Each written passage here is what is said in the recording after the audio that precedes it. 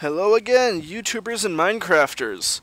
Another short block of tea segment here. I want to show you a little something else I've been working on in my test bed world. So we're going to hop in here.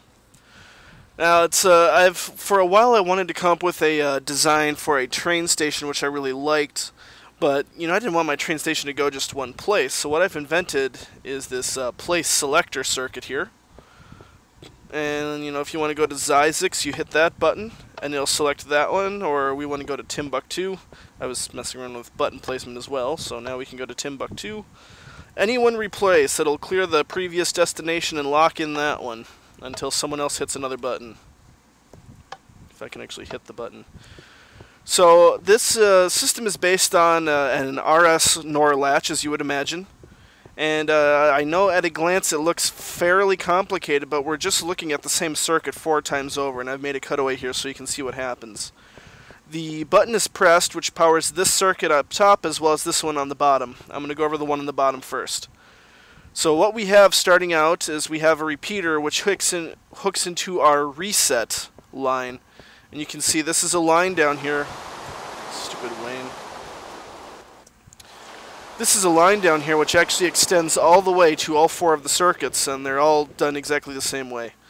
That hooks into basically I'm just doing a double inverted lateral vertical transmission to the back end of our RS NOR latch, which is this block and this block here. Those are wired up as a standard RS NOR latch. And so that will reset all of the NOR latches, and then of course on this delay over here, when I actually needed 2 delay circuits, that will trigger the front side of our NOR latch, and that'll cause just that path to be active. And then of course our output actually would come out of the side here. I haven't put on the outputs yet, so let me put one of those in here.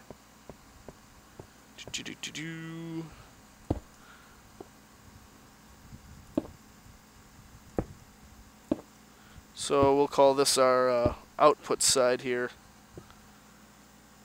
And lay down some track. Oh. Guess I could just do it like that, apparently. So and this would be our output here. We would have this hooked up to our track switches and whatnot. And it's pretty easy. Once you've designed one of these, you can just build it as meant. And you can fall down and hurt yourself. Turn on some light here so we can see what we're doing. You can just stack these right next to each other. The entire circuit is done within a 2-block space. So if you put 1 buffer block between them, you're good to go, basically. Put as many as you want in there. Of course, I was color coding them here. I originally tried to do this with as little distance between them as possible, but I found it was much easier if I left 2 spaces between them.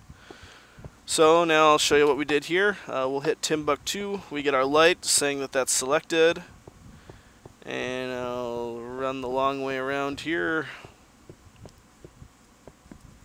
And now you can see our output line for Timbuktu is selected, and only Timbuktu is powered right now.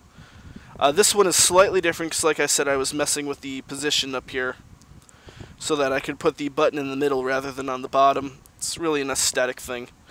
So you can see this one here, we had to move that over a little bit, whereas the others, it's just a straight shot. And that's about it. After this, we would use more of the repeaters as diodes to make sure that we're not feeding back into other circuits.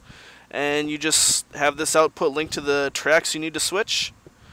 And you can also, what I was toying with the idea, if you're using a system which actually has a train call where you push a button to call a train, you can actually use the output line here for that. So this then, would just put some redstone down here.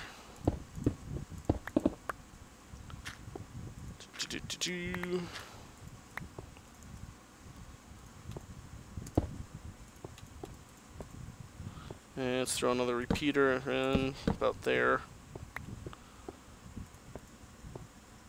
And I'll just run this over here so you can see. So now, let's say I hit Albuquerque. You can see we actually get this line to momentarily light up. This is the reset line, but you can also use this to call your cart. And I'll be implementing this in a world at some point. I might actually use this in my adventure map, do something where I have to travel to various areas. or maybe the starting area when you've unlocked a place. You know, it allows you to go into the room and hit that button or something like that. You know, because of the way that these are spaced out here, you can easily put walls in here with, you know, a metal door in here, something like that. So you hit the location you want to go, cart comes out, and you ride to your next destination. So that's it for this episode of Block of Tea. We'll see you next time. I don't know if I've uploaded this or episode 4 first, but whichever one I've done, the other one will be following shortly.